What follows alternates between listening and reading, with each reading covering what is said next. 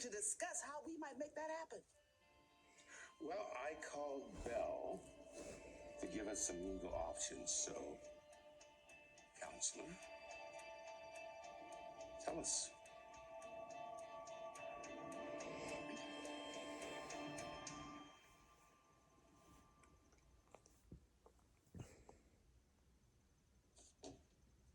Are you accusing me of abusing my power? I'm not the one who's throwing around accusations here. I have what that woman did to me on tape. And I have actual assault victims whose cases I'd like to solve. So, now if you can go and act as mayor, while I go and I do my job, that would be great. That is all I'm asking you to do, Brady. Your job. If you want to keep it, make sure Paulina Price is in handcuffs by the end of the day.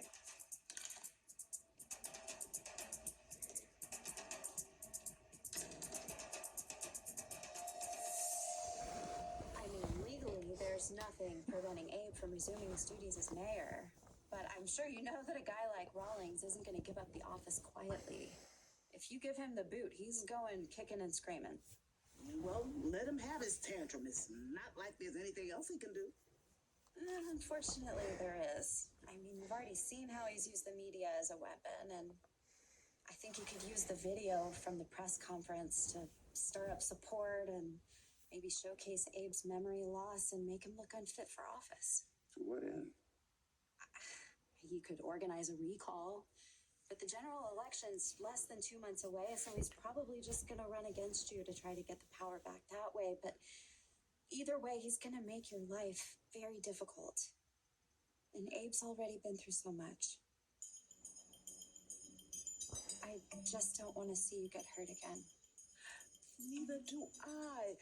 Your health has to be the priority. Once you start to remember, we can reconsider our options. Well, who knows when that will ever happen. Well, we do know engaging in any kind of very nasty, very public fight with that creep won't help. Well, I can't just sit back while Rawlings tramples all over my constituents' rights. I have to try to do something. Well, not if it means putting your reputation and your recovery at risk. You know, I think that there might be a way to stop Rawlings without doing that.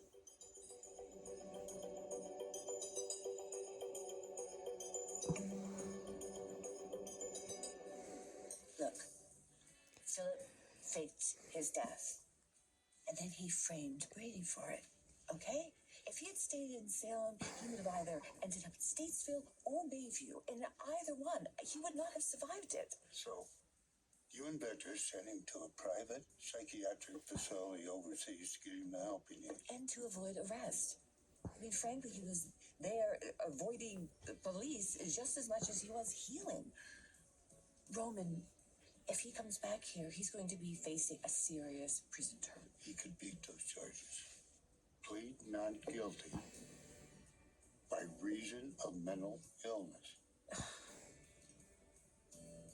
Even if he's not locked up, I'm going to have to worry about Brady. I would be worrying that Brady wouldn't try to kill him for what he did to him. Brady is not going to murder anyone. Oh, really? Don't be so sure. 2 weeks ago, he lost custody of Rachel because he pulled a gun on Kristen. Look, you are going to have to call Philip. Sometime you can't hide this from him forever. I mean, Victor's death is international news. Well, actually, I have an arrangement with the facility. They will keep him insulated. Sooner or later, he is going to find out, kid. How? I mean, now that Victor's dead, only you and I know. And Rex and Lucas and... Well, I did confide in Paulina. So you did say that Philip is stronger now? Yes, but that's just the problem. If he finds out that Victor's dead, he's going to insist on being with his family. Not if you explain to him why he can't. What? You can't be serious. He is just like his father. Just like his father. I can't reason with him. I can't talk any sense into him at all. If I told him, don't come back, it's not good for you, he still will. And then I risk losing him, Roman. Okay, you know what, Kate? All right. I won't say anything to anybody, okay? But that doesn't mean that I'm going to stop trying to talk good sense into you. Well, good luck with that.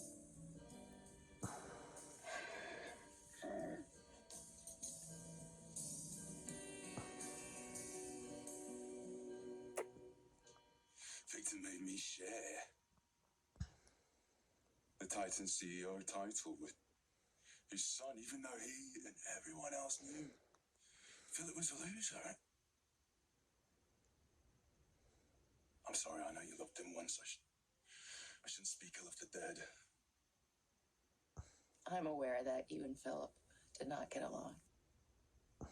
Well, we let Victor play us off against each other. He's one of Victor's favorite entertainments. At least that time, I had the good sense to walk away.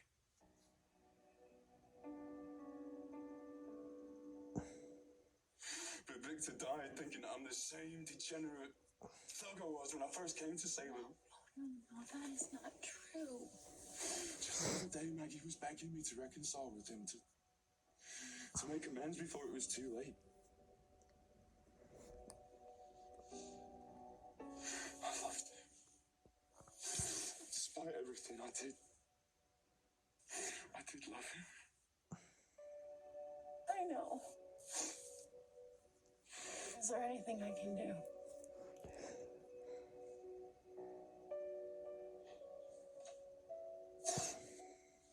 Well, I would say marry me. Well, then we'll know you're definitely doing it for the wrong reasons, won't we?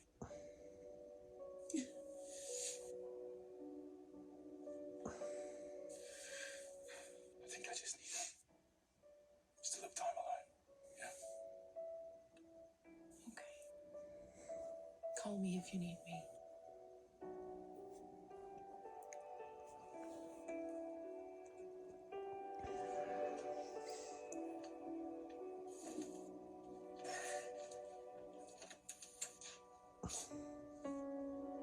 Xander, I love you. Really? Yeah, really. Or I wouldn't be considering your proposal. I love you too.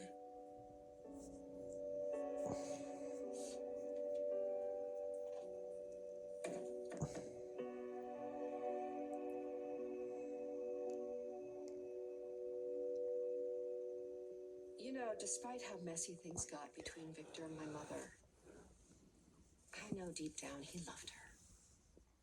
How could he not? And I think at some point in her life, she was crazy about him. So you're saying Victor's love for Caroline and his love for Maggie, that's proof that he had a heart? Well, at least it gave him some measure of redemption.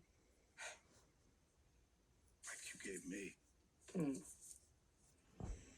God only knows what kind of man I'd be if I didn't have your love. Well, it's a good thing you're never going to have to find that out.